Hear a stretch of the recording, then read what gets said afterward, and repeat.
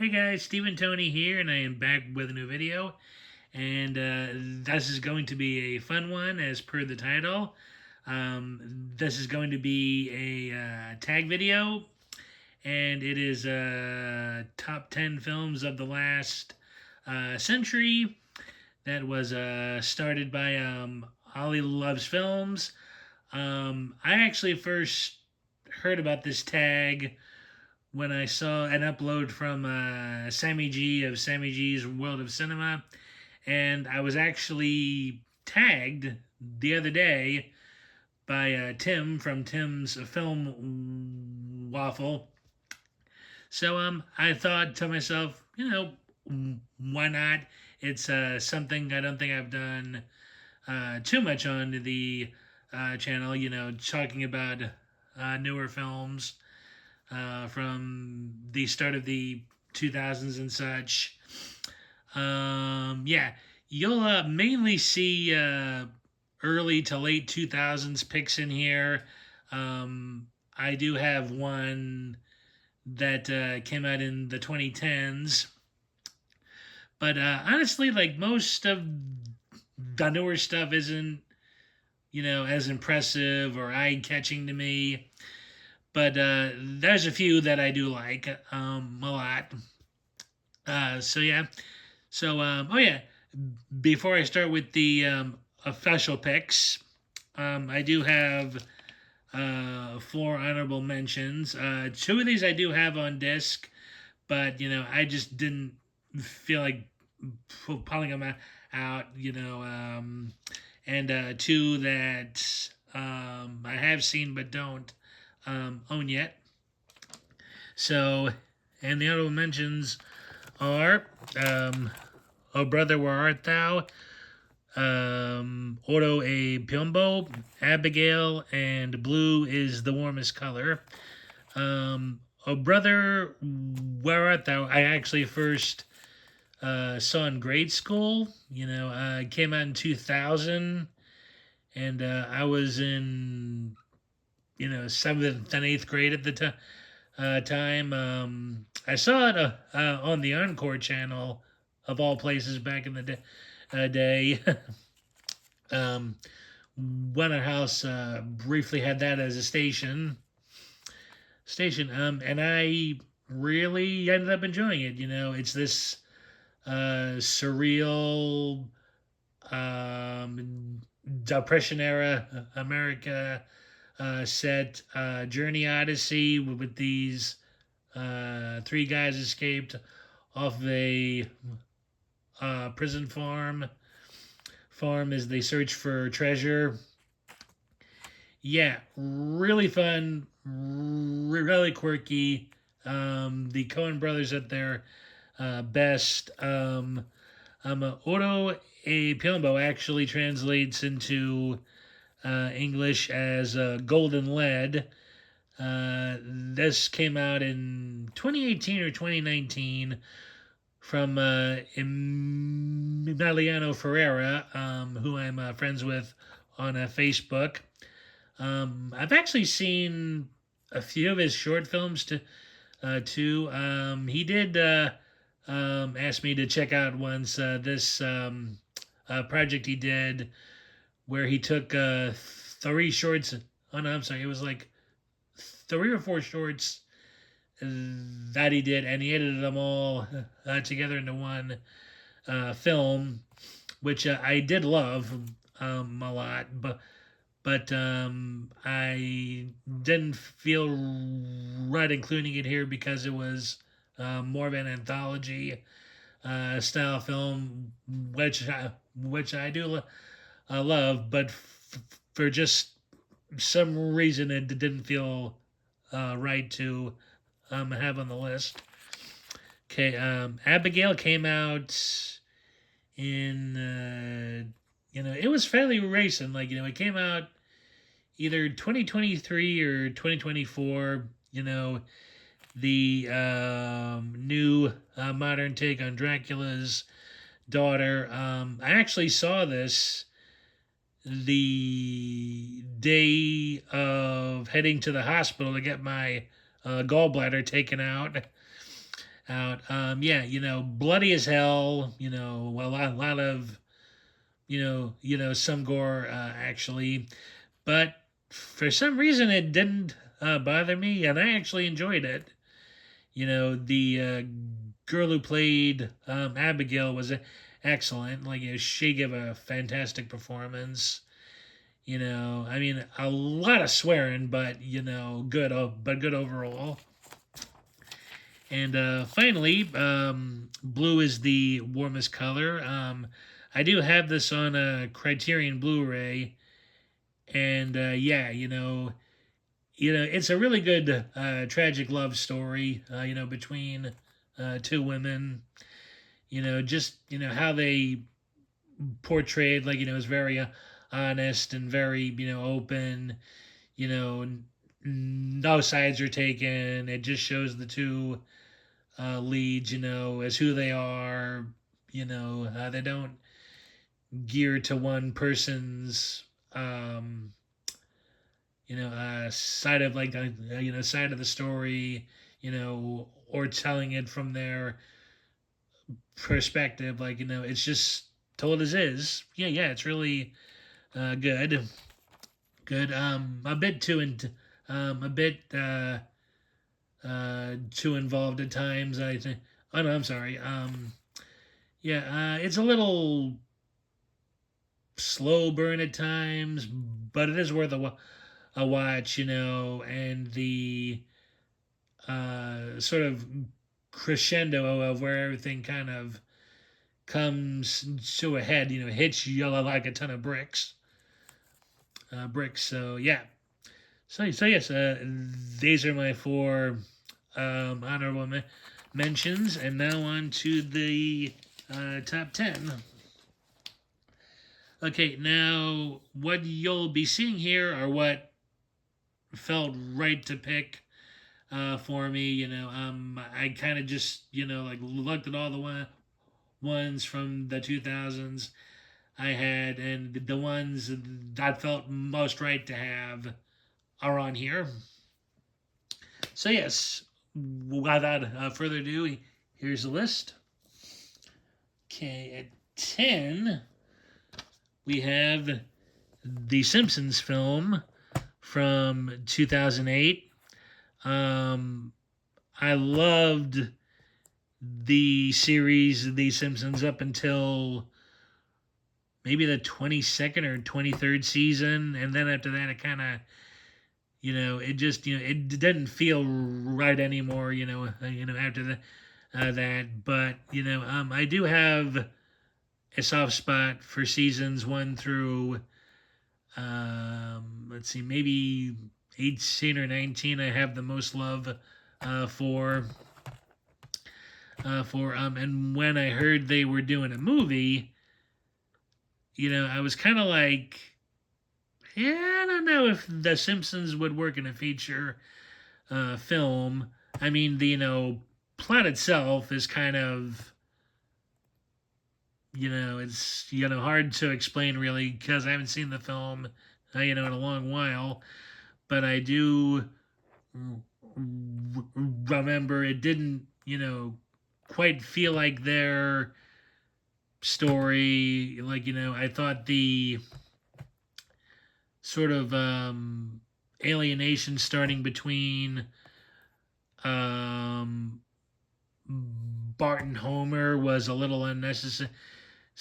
I mean, let's face it, the Simpsons are a fairly dysfunctional family, and who kind of are able to see past certain things about themselves. But here, and granted, I know it was done primarily for dramatic effect and to help build up a tenseness as as they're trying to solve the problem in the town. But I thought that Bart, hanging out with Flanders, it was just so out of character for him. I mean, Bart's the quintessential bad boy who everyone in spite of it, loves. So, uh, so I mean, that felt out of character. Homer being more cynical than usual kind of felt um, out of place, and Marge seemingly unable to keep defending Homer. Again, Marge has reached those points in some episodes, but never to the degree that she went here. I mean, I still enjoy the movie for what it is, but there were just certain things about it that I don't know. It just didn't feel right. Like, it didn't feel like I was watching a true Simpsons episode, or it felt like I was watching, a Simpsons family catered to real life, which honestly I don't think they would kind of fit, uh, uh, in my opinion anyway. But that's just me. So yeah, it's still a fun watch. Just a lot of glaring inconsistencies that I just, for whatever reason, can't see past at times.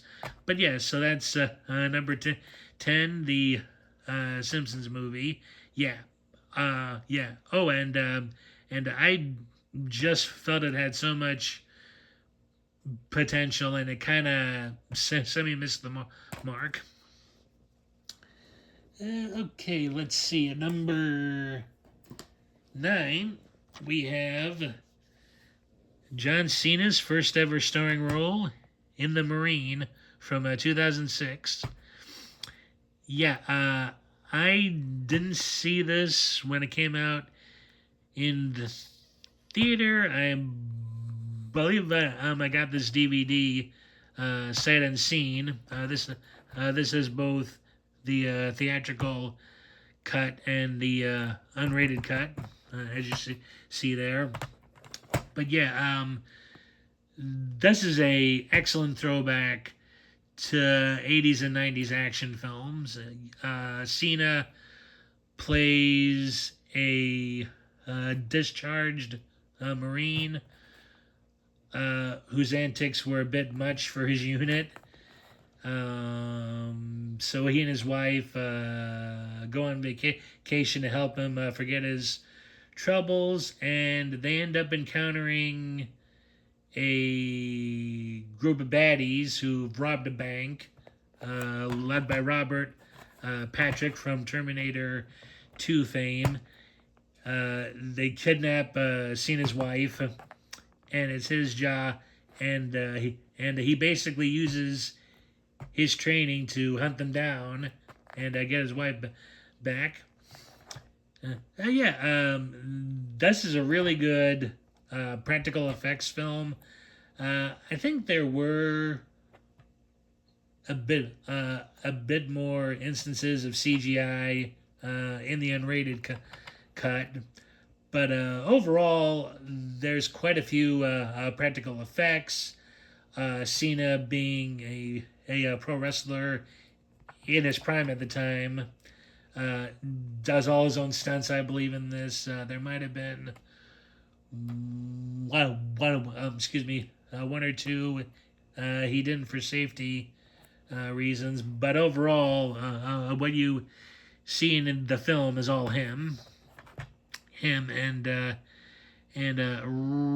Robert Patrick is still as good a villain as ever. He's a bit more sassy here, tongue in cheek, and it works great with him.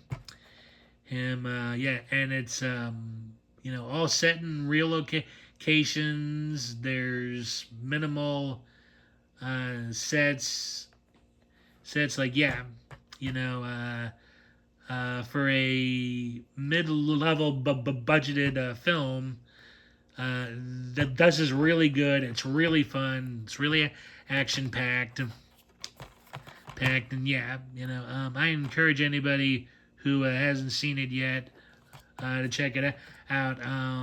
That's a really good Saturday afternoon film, or even a family movie night, as long as you watch the PG-13 version.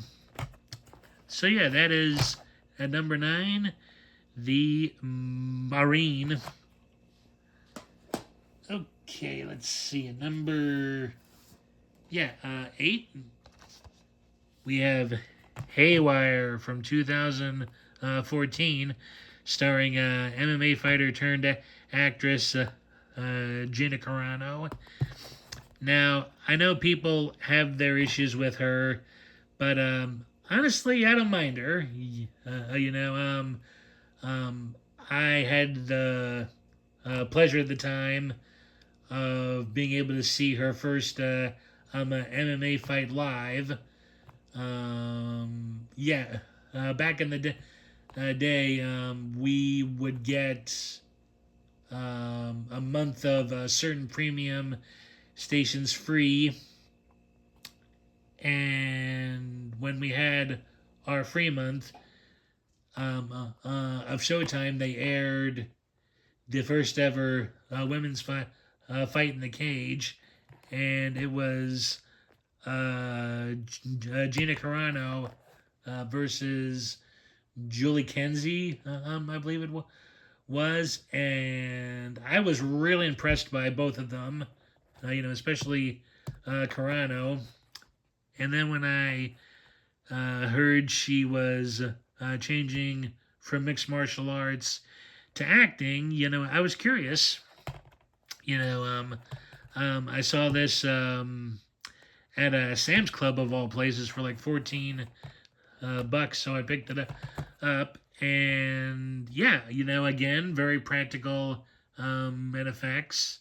Carano does all of her own stunts. She even coached Michael Fassbender during her fight scene with him. So that's all Fassbender as well, I believe. But I mean, look at that's cast. Him, Ewan McGregor, Bill Paxton, rest in peace, Bill. Channing Tatum, good actor as well. Antonio Banderas and Michael Douglas. Just a great cast and a great story of this freelance hit woman who is tasked with guarding a journalist who's carrying sensitive information. She ends up getting double crossed, and with Bill Paxton and Michael Douglas's help, she tracks down everybody who betrayed her. Yeah, just really good, really action packed, and Carano, whatever you think of her, she is talented. She was really great in this, just a natural talent. Yeah, Haywire. It's loads of fun. Some of the scenes are a little,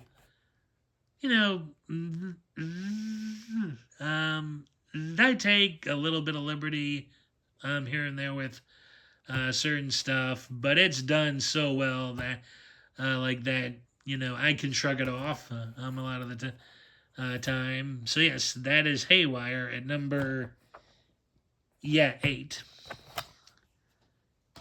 Okay, at number 7, we have the first Tomb Raider film from 2001. Yeah, I saw this on TNT actually years ago, and really liked it. Never played many of the video games, but I knew who Laura Croft was and what the Tomb Raider game was. So, and when they made a film, I was kind of curious. Actually, at the time, I was a little more familiar with the U2 music video, Elevation, which was on the film's music soundtrack. So, but I finally watched it, and yeah, I've never been the biggest Angelina Jolie fan, but she did great here. I thought, she was totally believable as this martial arts trained, ass kicking archaeologist. Yeah, yeah. Like she did really great. I thought the story and the artifact being sought were cool. Yeah, you had a pre James Bond Daniel Craig in there. Her dad, Jolie's father, John Voight, appears briefly in the film. Like yeah. Again, like just a good rainy afternoon watch, and also a family movie night watch. Yeah, yeah. I had a lot of fun with this one, and I really honestly should give it a watch again. And yeah, so that is at number. Let's see, 7. Yeah, number 7. Tomb Raider. Okay, number. Number 6. We have Wonder Woman from 2014. Yeah, I was pleasantly surprised by this film. For a very brief period, my family had all of the premium channels, and one night we were curious to watch a movie, so we picked Wonder Woman, and we all enjoyed it. I was really surprised. Gal Gadot was the perfect woman in this, and I love the World War One setting.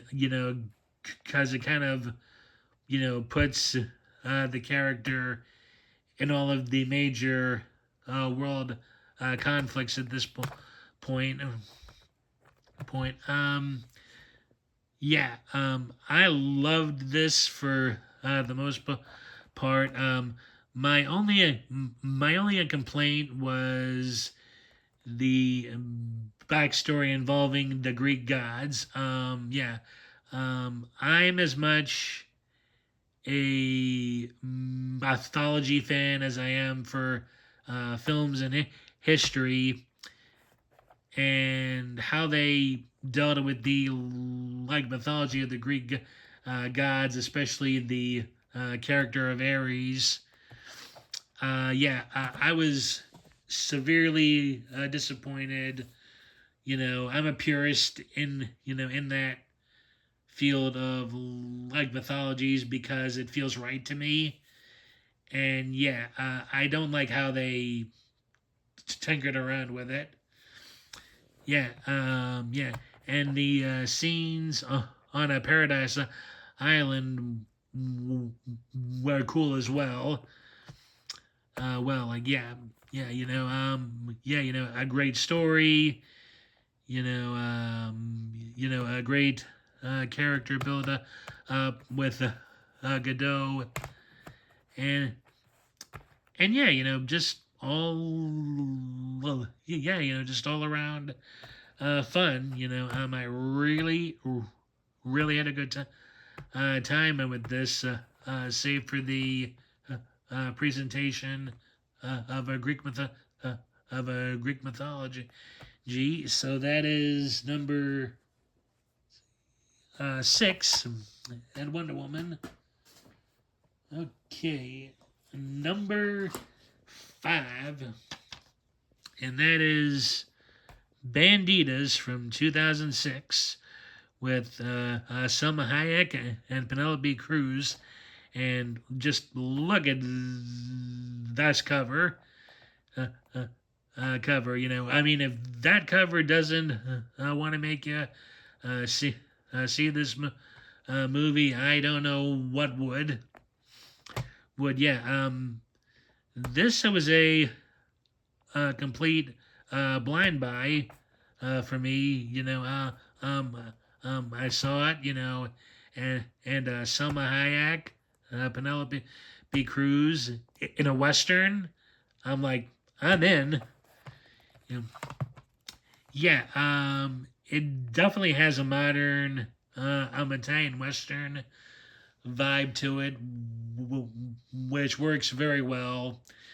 You know, yeah, you know, basically, Hayek and Cruz play two women from vastly different ways of life.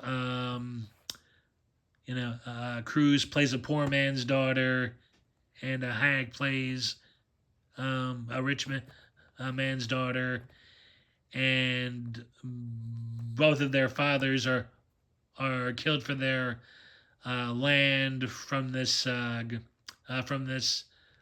greedy cowboy who works for the railroad, and the bad guy in this is actually played by a country singer, Dwight Yoakam, who's a really good bad guy in it. In it actually.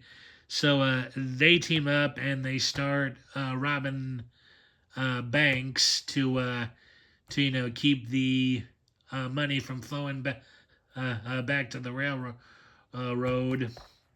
And they're also helped by a priest and Steve Zahn, who plays, I believe, who plays I think an attorney who finds information that helps him out. But yeah, like this is a load of fun. You know, I mean, if you want, you know, a good example of how to make a western, this is it. You know, it's got both American elements and European elements. I know it's got this gold, dusty vibe to it. Yeah, you know, it's you know, it's excuse me, it's loads of fun, and Hayek and Cruz are great together. I do wish they had done more films together, other than this. You know, hey, you know, but I guess the second right project never came along. So yeah, but definitely check the film out if you haven't, and that is Banditas at number 5. Okay, at number 4 we have Rush Hour 2 from 2001. This is my favorite entry of the Rush Hour trilogy. I always thought Jackie Chan and Chris Tucker were at their most synced in this film. I mean, like they just you know played off of each other so well. I mean, like you know, it was like they'd been you know best buds for years. You know, like they were at the top of their timing off of each other here. Yeah, you know,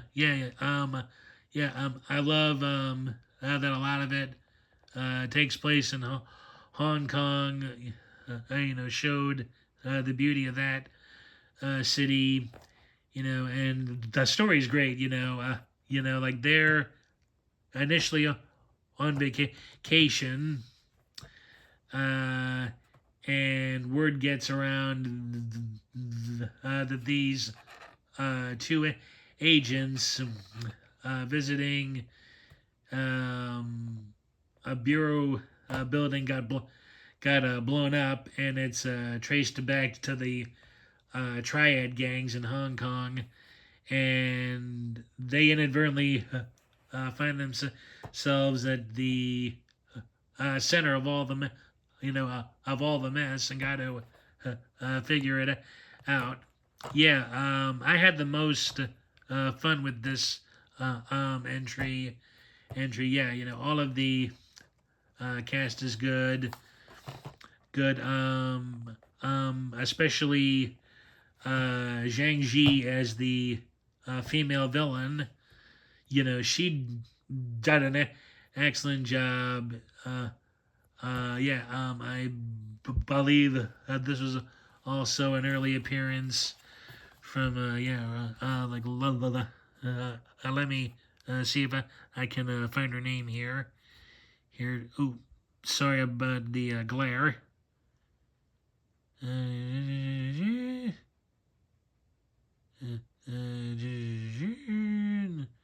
Oh yeah, Rosalind Sanchez. Like yeah, she was excellent in this film too. Yeah, just all around fun. And it's like Lee and Carter at their best. Chan and Tucker at their best. I mean, just all around, fun adventure. And them trying to solve, who's behind making the triads rich again. So yes, that is a number 4, Rush Hour 2, and sticking with Jackie Chan, and also sequels. Number 3 is Shanghai Nights, the sequel to Shanghai Noon. Yeah, I do enjoy both films, but I actually prefer this sequel more, mainly because both Chan and Wilson's characters are fish out of water. They end up in London after Chan gets word from his sister that their father's been killed, and the killer made it off to London, and they end up getting embroiled in a plot to take out several members of the British royal family. Yeah, really love this entry. It's loads of fun. Fun. Like with Chan and Tucker, Chan and Wilson play off of each other great. Their timings borderline perfect, and yeah, it's just a great time, great adventure, great laughs. Yeah, and the actress who plays Chan's sister in this, I don't know if she's listed here or not. No, she isn't. But yeah, the actress who plays her is great. Great. Donnie Yen, who plays one of the two bad guys in this. He's excellent as well. Well, he does a fantastic job of making you hate him in it. In it, and yeah, the London setting's fabulous. It looks pretty dang close to how it probably actually looked in those days. So yeah, highly recommended. It's a load of fun. Both this one and Shanghai Noon. So yeah, that is a number three, Shanghai Nights. Okay, and a number two is the Mummy Returns from 2001. Yeah, love this movie so much. I saw it on VHS. I'm in the 8th grade actually, and thought it was really excellent. It was The Rock's first feature film before he became an overnight acting hard throb. Yeah. I thought this sequel to the 1999 original was even better. I think they went a bit more with the action adventure vibe, whereas the first one sort of mixed, action and horror and suspense. Yeah, like this is just a really, really fun movie. I enjoyed him immensely. Brendan Fraser proved he was a good, action hero. Rachel Wise is just as lovely and charming as ever. John Hannah is the perfect comic relief as her brother, and this guy, I can never pronounce his name properly, but he is the suavest Israeli actor I've ever seen. He is just super, super good in the film. Yeah, yeah, yeah. If you haven't seen it already, please do. And oh yeah, Arnold Vosloo is also great. Again, as Jason blanking here. Imhotep, like Imhotep. Yeah, I like it. He's good too. So yes, that is the Mummy Returns at number 2. Okay, and at number 1, and this might surprise some people.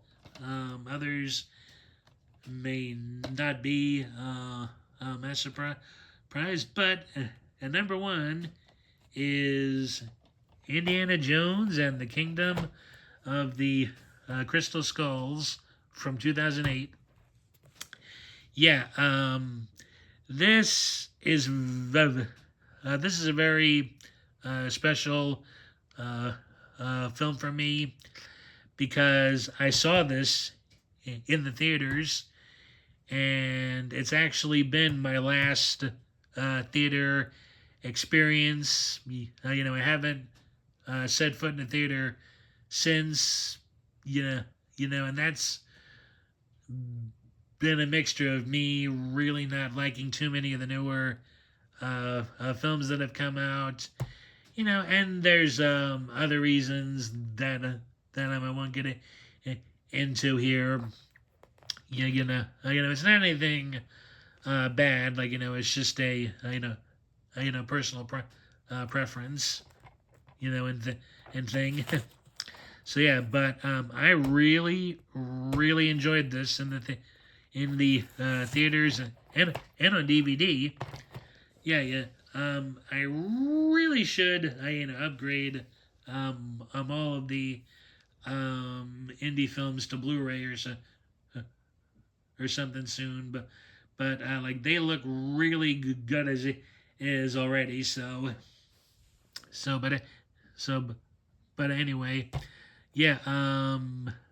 Indiana Jones has always been a childhood hero for me, and to get to see him on the big screen was an immense joy.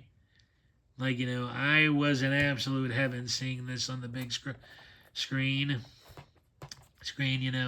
I know some people aren't fans of it on account of the extra terrestrial aspect, but that really didn't bother me too much. I enjoy it for what it is. It's indie, it's treasure hunting, it's adventure. That's really what it's all about. Yeah, yeah. And I like that they brought Karen Allen back as a Marion Ravenwood. Yeah, was sort of iffy-ish on Shia LaBeouf as Indy's son, but it's not that big of an issue these days.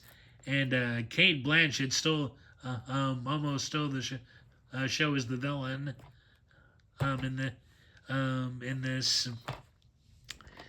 Yeah, yeah, just a really fun film.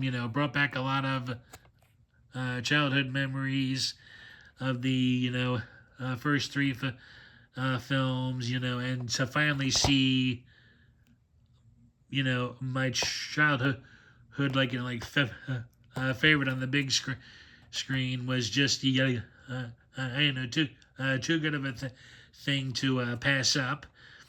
Now I haven't seen Dial of Destiny yet, and I'm kind of hesitant to because Spielberg's not at the helm like he was for the first four, but I'll see it someday.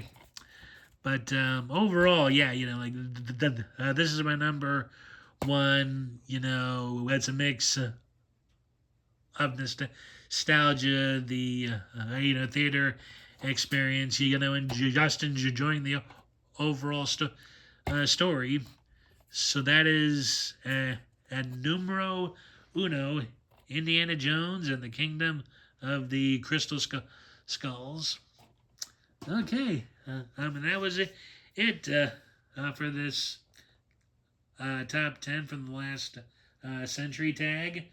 I would like to thank Tim for tagging me for this. It was a good list to make up. And yeah, so for my nominees, it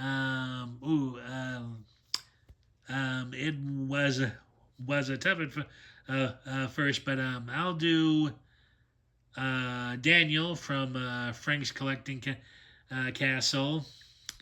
I'd be interested to see what he would pick.